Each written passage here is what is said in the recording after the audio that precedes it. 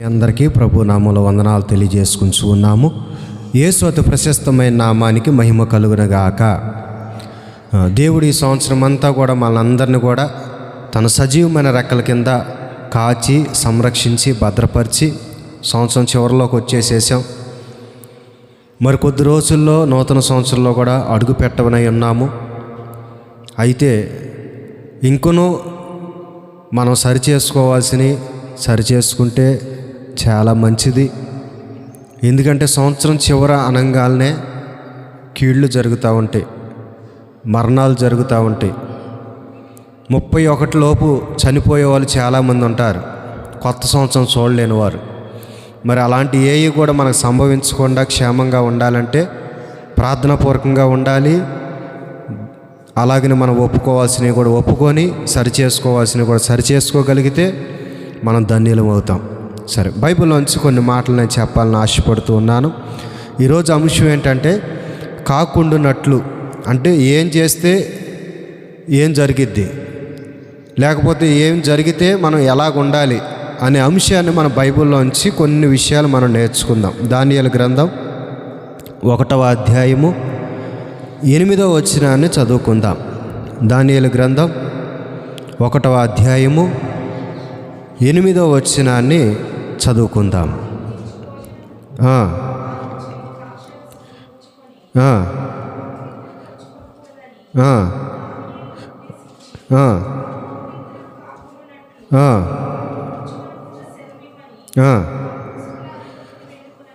చాలండి.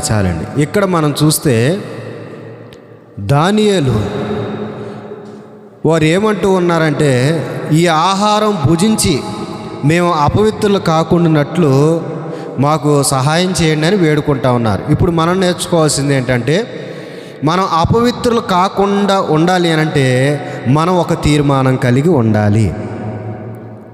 మనం అపవిత్రులు పాపంలో పడకుండా ఉండాలంటే ఒక తీర్మానం తీసుకోవాలి. బైబిల్లో కూడా ఒక భక్తుడు అంటాడు, నా కళ్ళతో నేను నిబంధన చేసుకున్నాను. ఏం చూడకుండా? కళ్ళు గురించి వాక్యం చెబుతున్నాడు అన్నయ్య.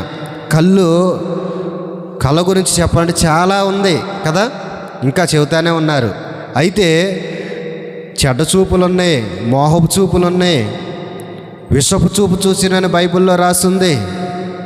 చాలా రకాల చూపులు ఉన్నాయి. కళ్ళతో నిబంధన చేసుకుంటున్నా అన్నాడు. మనం ఒక తీర్మానం లేకపోతే మనం పాపంలో పడిపోతాం. ఒక తీర్మానం లేకపోతే మనం అపవిత్రులం అయిపోతాము. కొన్ని మనం తీర్మానాలు తీసుకొని ఉండాలి. నేను ఈ పని చేయకూడదు, నేను దేవుణ్ణి నమ్ముకున్నాను, నేను దేవునిలో ఎదుగుతూ ఉన్నాను, రక్షణ తీసుకున్నాను, దేవునికి ఇష్టమైన బిడ్డగా జీవిస్తూ ఉన్నాను, ఈ పని చేస్తే నేను దేవునికి అవిష్టమైన బిడ్డనైపోతాను అని ఒక తీర్మానం మనం తీసుకోవాలి. నేను ఈ పని చేయను, నేను ఇక్కడికి వెళ్ళను, నేను ఇది ముట్టుకోను, లేకపోతే ఇది చూడను అని ఒక తీర్మానం కనుక లేకపోతే మన జీవితం ఏమైపోద్ది అంటే పాడైపోద్ది, మనం పాపంలో పడిపోతాం.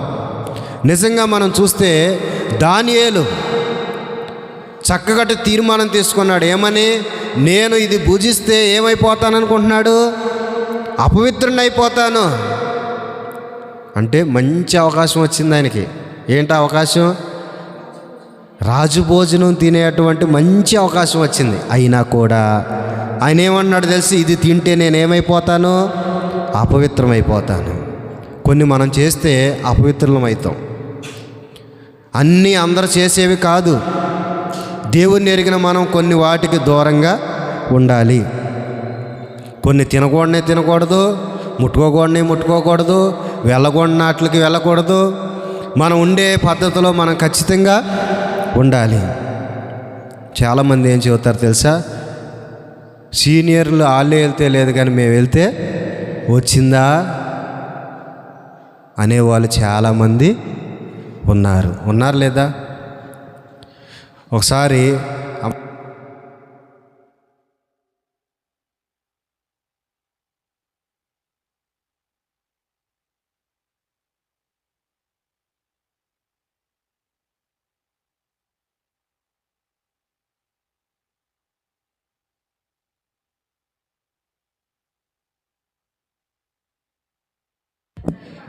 అంటే నేను ఒక విషయం చెబుతాను. అందుకని బైబిల్ అన్నాడు, ఎవరి వంక చూడొద్దు, ఎవరి వంక చూడొద్దు అన్నాడు దేవుడు. మీకు ఒక ఉదాహరణ చెబుతాను. ప్రధాన యాజకుడు సంవత్సరానికి ఒక్కసారి ఎక్కడికి వెళ్తాడు? అతి పరిశుద్ధ స్థలంలో వెళ్తాడు. ఆయన మీద నమ్మకం ఉంటే ఆయనకి గంటలు కట్టాల్సిన పని లేదు, తాడు కట్టాల్సిన పని అసలుకే లేదు. అంతే కదా, ఆయన మీద నమ్మకం ఉంటే దట్టి కట్టాల్సిన పని లేదు, గంటలు కట్టాల్సిన పని లేదు. గంటలు ఊగితే బతుకున్నట్టు, లేకపోతే చచ్చిపోయినట్టు. దానిలోకి వీళ్ళు వెళ్ళటానికి అర్హత లేదు కనుక ఆ తాడు పెట్టి ఆయన బయటికి లాక్కు రావాలి.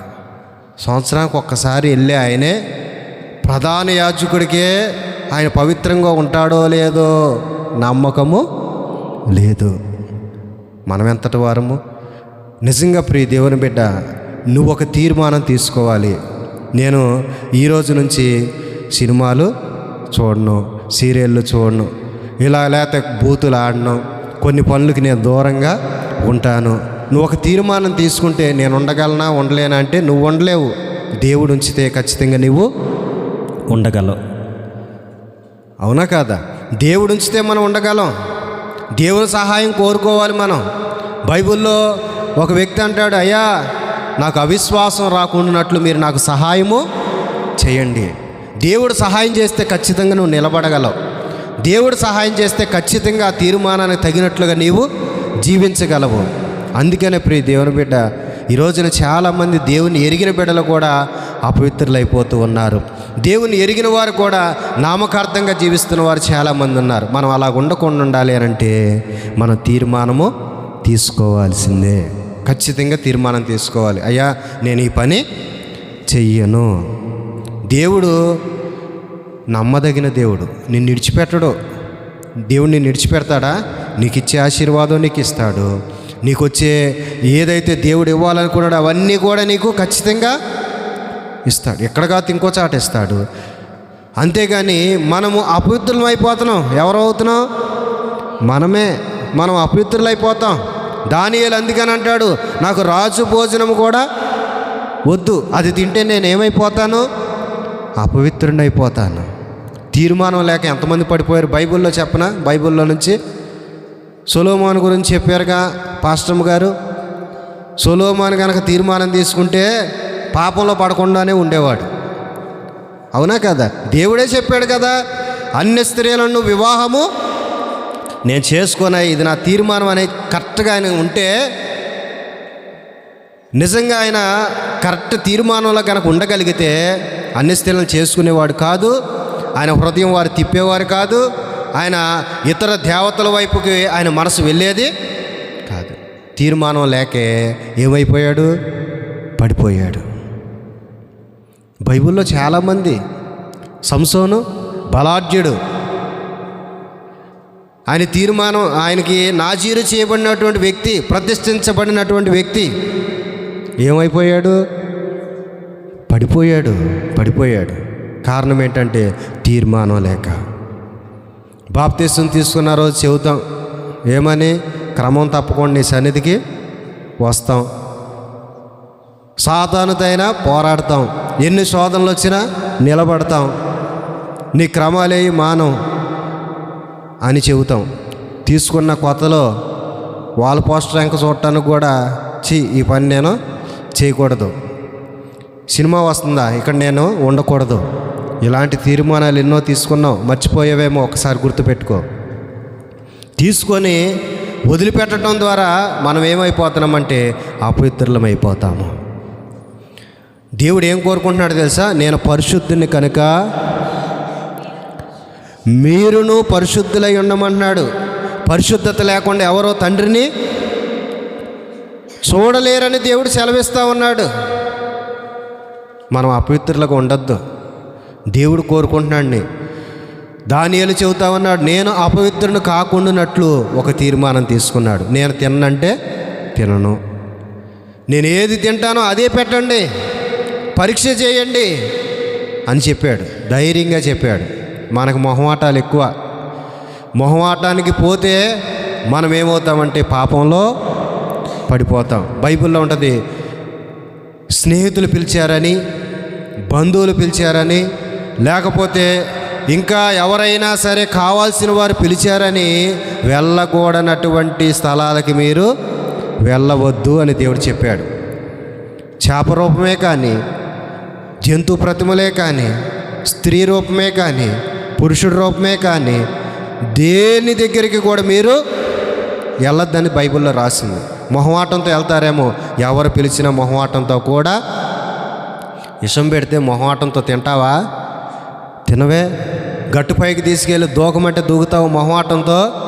దూకమే. మనకిష్టమైతేనే చేస్తాం ఏదైనా, అంత మన చేతిలోనే ఉంది. అందుకని దేవుడు చెబుతా ఉన్నాడు, మీరు అపవిత్రులు కాకుండా, ఇప్పటి వరకు అపవిత్రులం అయిపోయామేమో, మొహమాటం చేతో తెలుసో తెలియకో ఏదో ఒక రకంగా పడిపోయామేమో. కానీ ఈరోజు దేవుడు మాట్లాడుతూ ఉన్నాడు ఏమనంటే, మీరు అపవిత్రులు కాకుండా ఉండాలంటే ఒక తీర్మానం తీసుకోవాలి. బైబిల్లో ఒక ఆయన చెప్పాడు కదా, నా కళ్ళతో నేను నిబంధన చేసుకుంటున్నాను. మనం కూడా ఒక తీర్మానం తీసుకోవాలి, నేను దీన్ని ముట్టుకోను, నేను ఇది చూడను, ఇక నుంచి ఇప్పటివరకు వెళ్ళానేమో, ఇక నుంచి ఈ స్థలాలకు నేను వెళ్ళను, నేను బాప్తీసం తీసుకున్న బిడ్డని, దేవుని ఎరిగిన బిడ్డని, ప్రత్యేకించబడిన బిడ్డని, ప్రత్యేకంగా ఉన్న నేను ప్రత్యేకంగానే ఉండాలి అని ఒక తీర్మానం కలిగి మనము ఉండాలి. రెండో మాట చూద్దాం. యాకోబు రాసిన పత్రిక 5వ అధ్యాయము 12వ వచనం చదువుదాం. యాకోబు రాసిన పత్రిక 5వ అధ్యాయము 12వ వచనం చదువుదాం.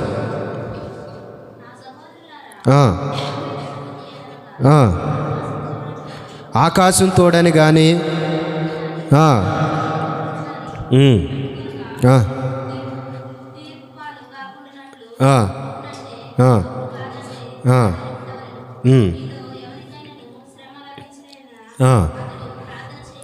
చాలమ్మా.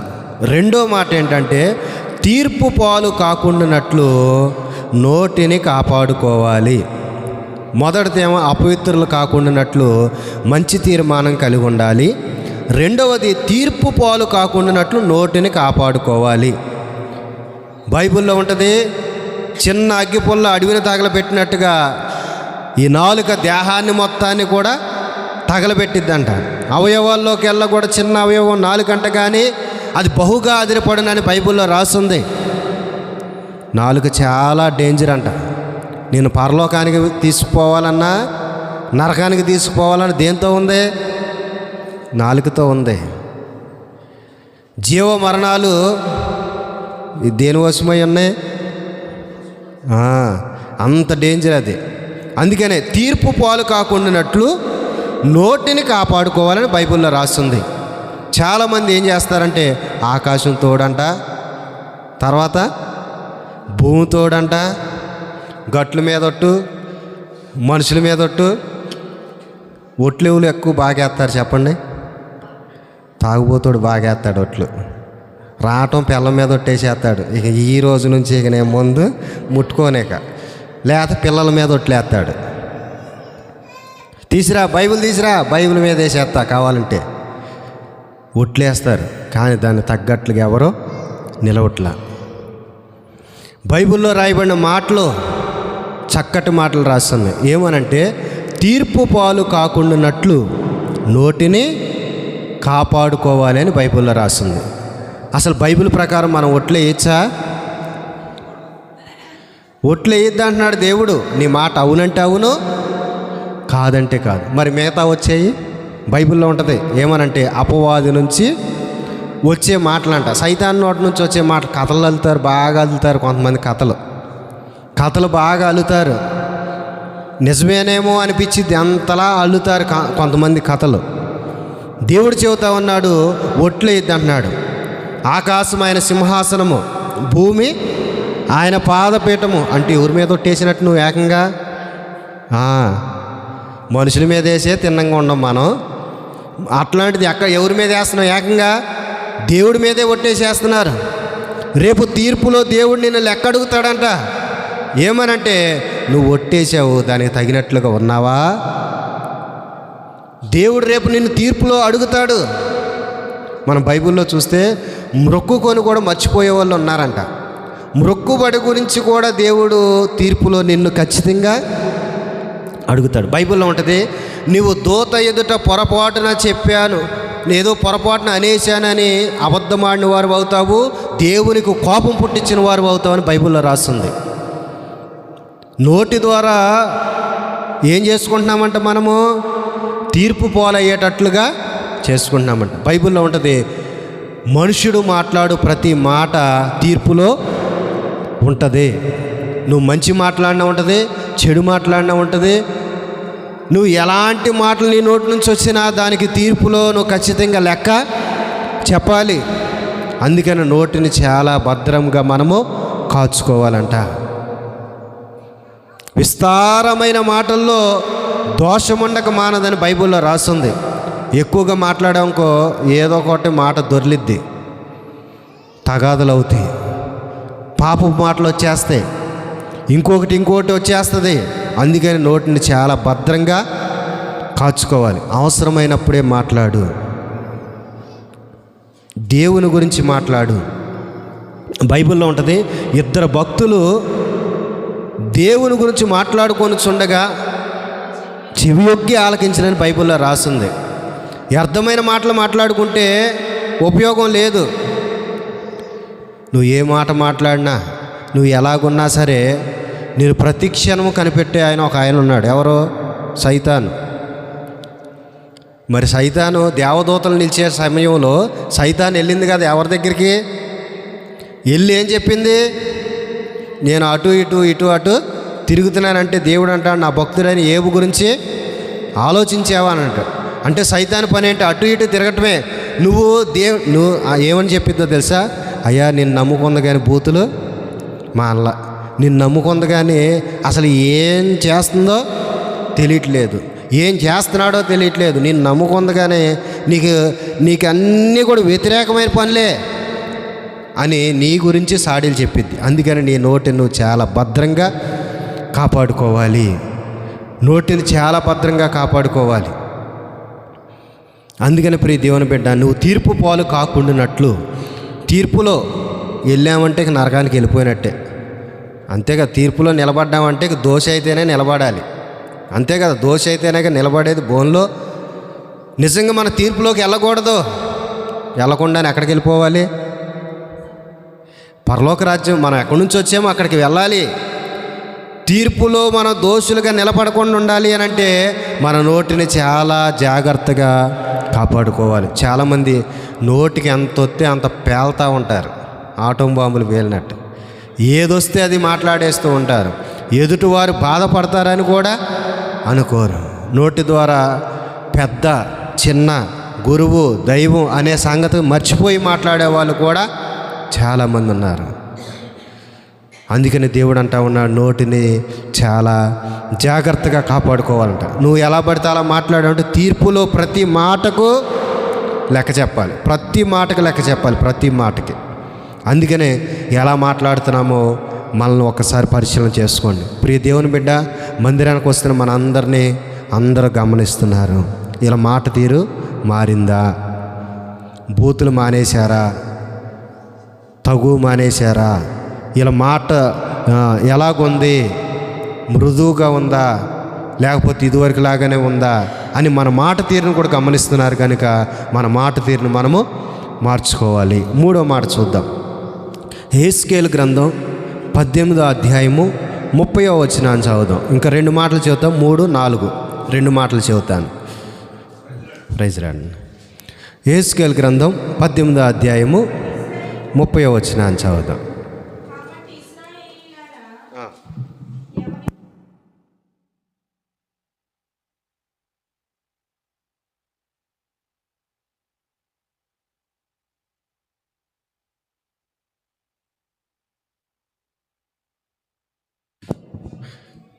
చదవండి.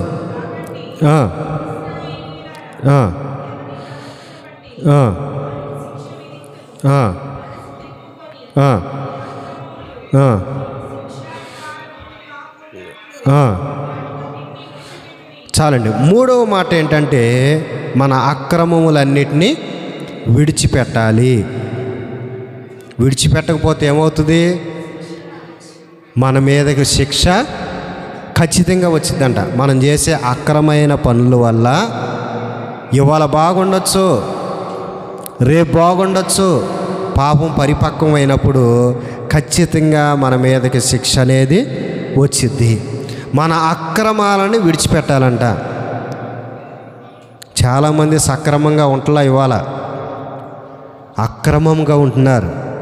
సక్రమంగా ఉండేవాళ్ళు కూడా జనాలకి నచ్చటం లేదు. మంచిగా ఉండోని చూస్తే జనాలకి నచ్చటం లేదు. అక్రమంగా నడిచే వాళ్ళనే మంచోళ్ళు అనుకుంటున్నారు. కానీ బైబిల్లో రాయబడిన మాట ఏంటంటే, నీ అక్రమాలన్నిటినీ కూడా నీవు విడిచిపెట్టాలి. ఎవరెవరు ఏమైనా అక్రమైన పనులు చేస్తున్నారో అంటే క్రమం కానిదల్లా కూడా అక్రమంలోనికి వెళ్ళిపోద్ది. ఉదాహరణకి దేవుని సన్నిధికి రావాల్సిన రోజు దేవుని సన్నిధి విడిచిపెడతాం కూడా అక్రమమే.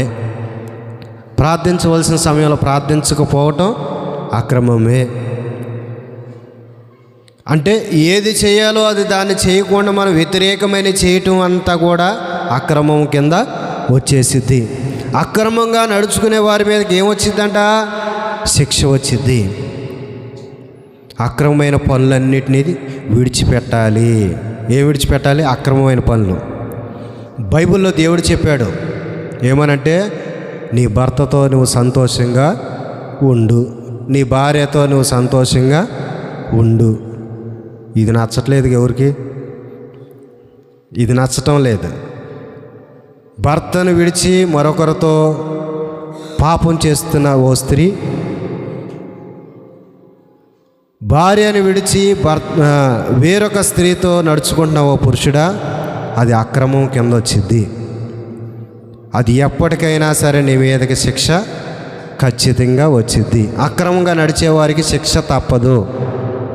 అది ఏ రోజు వచ్చిద్దో ఎలాగొచ్చిద్దో తెలియదు. నాశనం హఠాత్తుగా వచ్చిద్ది. చెప్పొచ్చిద్దా? బైబిల్లో హేరోదు గురించి చాలా మట్టుకు మనకు తెలుసుండొచ్చు. హేరోదు రాజు ఒకసారి మాట్లాడితే కూర్చున్న ప్రజలు అన్నారంట, ఇది దైవవాక్యే తప్ప మానవ స్వరం అయితే కాదు. దేవుడికి ఎక్కడ పేరు వచ్చిందని నేనేమంటాడు తెలుసా? ఇది దైవ స్వరం కాదు, మాట్లాడింది నేనే అంటాడు. వెంటనే దేవుడు మొత్తితే పురుగులు ఆయనలో నుంచి వచ్చి చచ్చిపోయాడని బైబిల్లో రాస్తుంది. స్పాట్లో మనిషిలోంచి పురుగులు వచ్చి చచ్చిపోయాడంట. అంటే ఏ స్పాట్ దేవుడు ఎక్కడ ఎవరికి పెడతాడో తెలియదు. ఇస్కరియోతు యోధ యేసు ప్రభువుని నమ్మాడు, సుఖంగా లేడు. ఏమయ్యాడు? తనకు తానే ఊరేసుకొని చచ్చిపోయాడు. ఏమి జరిగిద్దో కూడా ఎవరికి తెలియదు.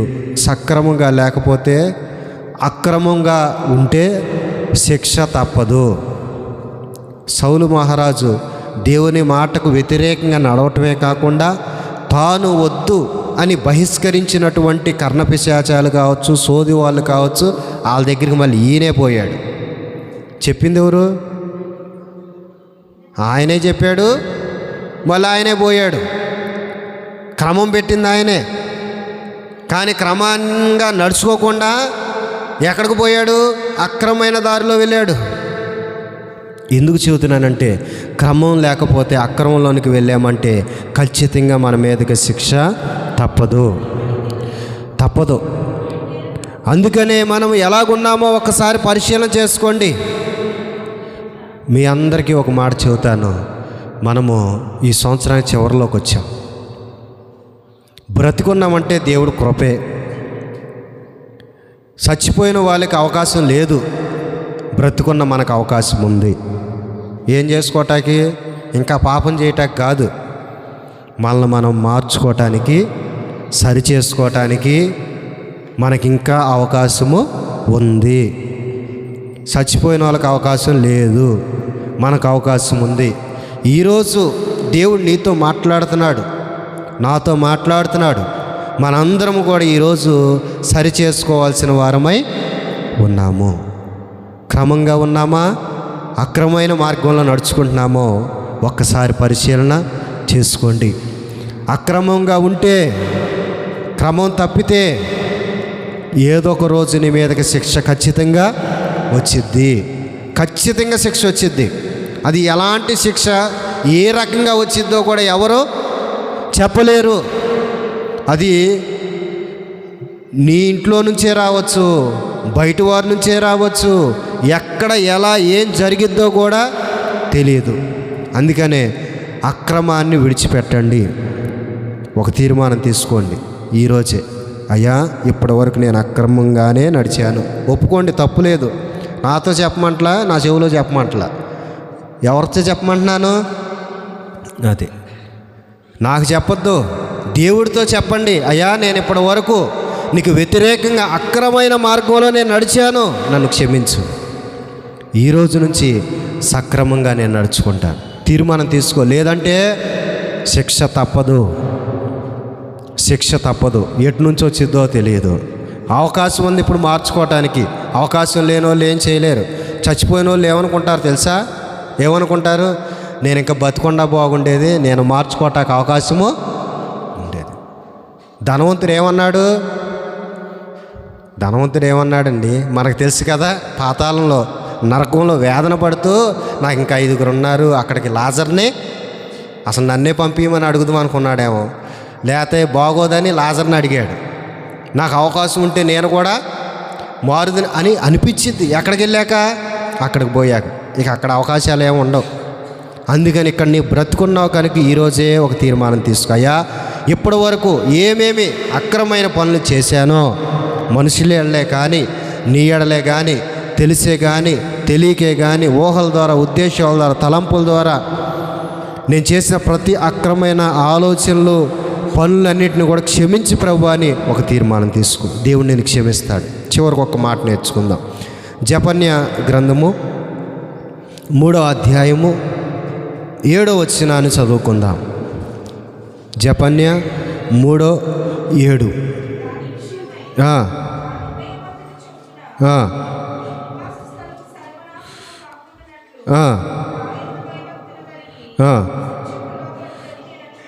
చాలండి. మీ నివాస స్థలము సర్వనాశనం కాకుండానట్లు మీరు ఇప్పటి నుంచైనా ఏం కలిగి ఉండమంటున్నాడు దేవుడు? భయభక్తులు కలిగి ఉండండి. భయభక్తులు అని చెప్పటం చాలా తేలికే, కానీ దాని ప్రకారం నడుచుకోవటం ఉందో చూడండి, అది చాలా కష్టము. చాలామందికి భక్తి ఉంటుంది, భయం ఉండదు. భక్తి ఉంటుంది కానీ ఏముండదు? భయం ఉండదు. భక్తి చేయని మానవుడు ఉన్నాడా అని అంటే, భక్తి అందరూ చేస్తారు కానీ భయం లేకుండా చేసే భక్తి చాలామంది చేస్తున్నారు.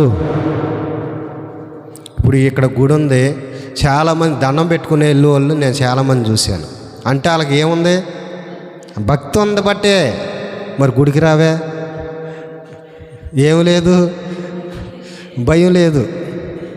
త్రాగుడు మానవే, తిరుగుడు మానవే, ఇంకా ఇంకోటి అవన్నీ మానవే. ఏమి లేక భయం ఉంటలా.